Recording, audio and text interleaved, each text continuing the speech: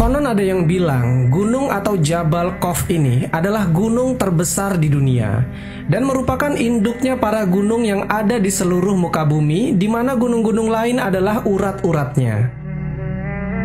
Rasulullah Shallallahu Alaihi Wasallam bersabda, "Sesungguhnya di balik gunung Qaf terdapat sebidang tanah putih yang tiada tumbuhannya. Luas tanah itu seperti luas dunia 7 kali. Di situ penuh sesak dengan malaikat. Sehingga andai kata sebuah jarum dijatuhkan dari atas, niscaya terjatuh di atas salah satu dari mereka. Tiap-tiap tangan mereka memegang bendera yang panjangnya 60 farsakh. Tiap bendera tulisannya La ilaha illallah Muhammadur Rasulullah." Tiap malam Jumat, mereka berkumpul di sekeliling gunung itu untuk merendahkan diri kepada Allah Subhanahu wa Ta'ala dan memohon keselamatan buat umat Muhammad Sallallahu Alaihi Wasallam. Jika fajar subuh sudah terbit, mereka berdoa, "Ya Allah, ampunilah orang yang mandi hari Jumat dan yang sedang menghadiri Jumat." Mereka berdoa dengan suara tangis dan keras. Lalu Allah Subhanahu wa Ta'ala berfirman, "Hai malaikatku, apa yang kalian kehendaki?" Mereka menjawab, "Kami berkehendak engkau mau mengampuni dosa umat Muhammad Sallallahu Alaihi Wasallam." Allah Subhanahu wa Ta'ala berfirman, "Aku telah mengampuni mereka." Bukit Qaf diciptakan Allah dari batu zamrud hijau sehingga warnanya berpengaruh terhadap warna biru langit dunia. Jadi katanya, warna biru langit berasal dari gunung Qaf. Gunung Qaf adalah gunung yang mengelilingi segenap penjuru dunia, dan gunung ini konon dijaga malaikat yang besar, kekar, dan kuat. Teman-temanku seiman, ada sebuah kisah tentang seseorang yang pernah berkunjung ke gunung ini. Dia adalah Raja Zulkarnain yang hidup pada tahun 500-an sebelum Masehi. Pada suatu hari, Raja Zulkarnain naik ke atas bukit Qaf dan bertanya, "Hai Jabal Qaf, di bawahmu ada bukit-bukit kecil. Coba ceritakan kepadaku kekuasaan Allah yang demikian itu."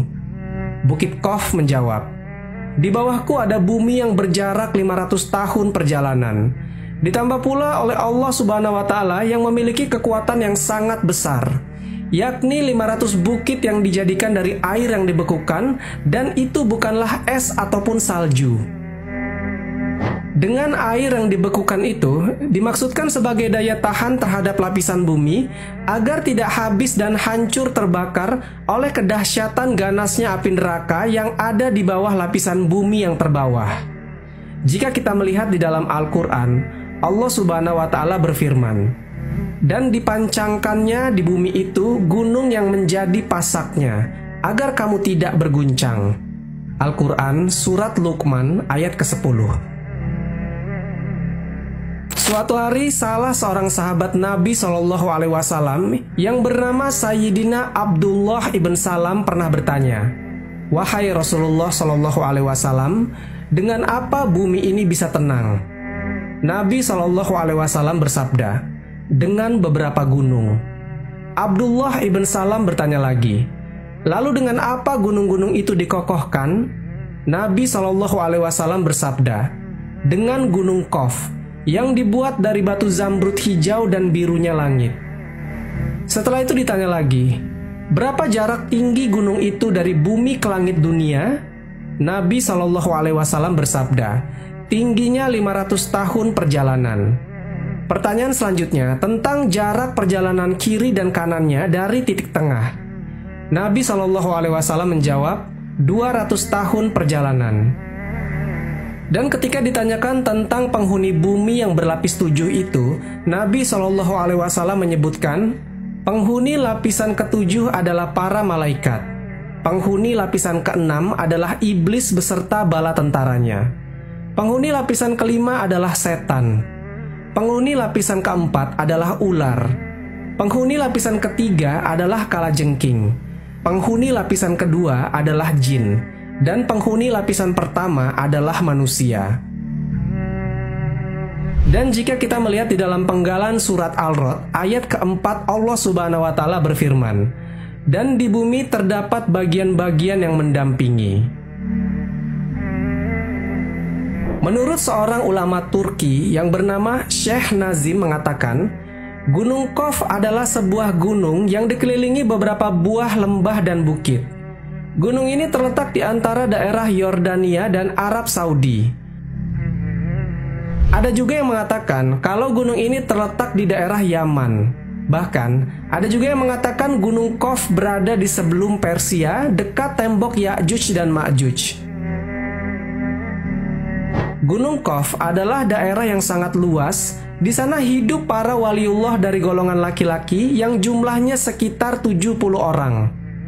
Semua penduduk dari Gunung Qaf ini adalah laki-laki soleh dari golongan manusia yang telah menjauhkan diri dari kehidupan duniawi dan memilih hidup hanya untuk beribadah saja. Gunung Qaf merupakan suatu daerah yang goib, artinya dia tidak ada di alam nyata.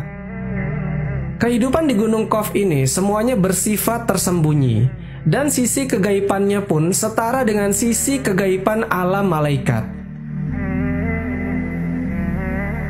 Dan konon, tak jauh dari Gunung Qaf tersebut, ada sebuah pulau yang dinamakan dengan Pulau Al-Khadr.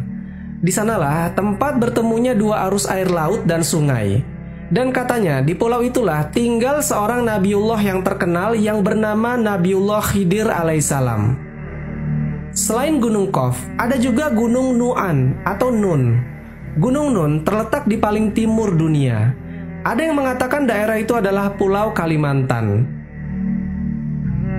Gunung Nun ini teman-teman, daerahnya mirip dengan Gunung Qaf. Perbedaannya adalah kalau di Gunung Qaf penduduknya laki-laki semua, tapi di Gunung Nun ini penduduknya wanita semua yang jumlahnya 30 orang. Dan menurut Syekh Muhammad Nazim, seluruh tempat-tempat misterius itu hanya para wali dan orang soleh saja yang bisa pergi ke sana. Sobat Jazirah Ilmu yang dimuliakan Allah, pada tanggal 27 Rajab tahun ke-11, setelah baginda Nabi diangkat menjadi Rasul, yang berarti ketika itu beliau berusia 51 tahun, beliau dipanggil Allah ke dalam perjalanan Isra Mi'raj. Padahal perjuangan Islam di kala itu tengah menghadapi ujian yang maha berat. Gangguan dan hinaan semakin hebat. Dengan demikian, peristiwa Isra Mi'raj itu dimaksudkan untuk menambah kekuatan iman dan keyakinan beliau sebagai Rasul yang diutus Allah ke tengah-tengah manusia untuk menyampaikan risalahnya. Ketika Rasulullah SAW menjalani Mi'raj itulah, beliau melihat sebuah gunung yang cukup besar yang dinamakan dengan Gunung Qaf. Gunung itu berada di sebuah padang perak mengkilat yang menghampar luas. Di belakang gunung itu masih ada 70 gunung yang lain. Dan di belakang gunung tersebut ada sebuah kota. Nah, di kota itu ada yang berpenghuni makhluk dari jenis keturunan Adam. Maka setelah Rasulullah sampai di kota itu, mereka dengan serta-merta mengucapkan salam seraya memuji atas kemurahan Allah Subhanahu wa Ta'ala yang telah mempertemukan mereka dengan Rasulullah sang Nabi terakhir. Serta ketika itu mereka menyatakan keimanannya kepada Rasulullah Shallallahu Alaihi Wasallam. Kemudian Rasulullah Shallallahu Alaihi Wasallam menyapa mereka,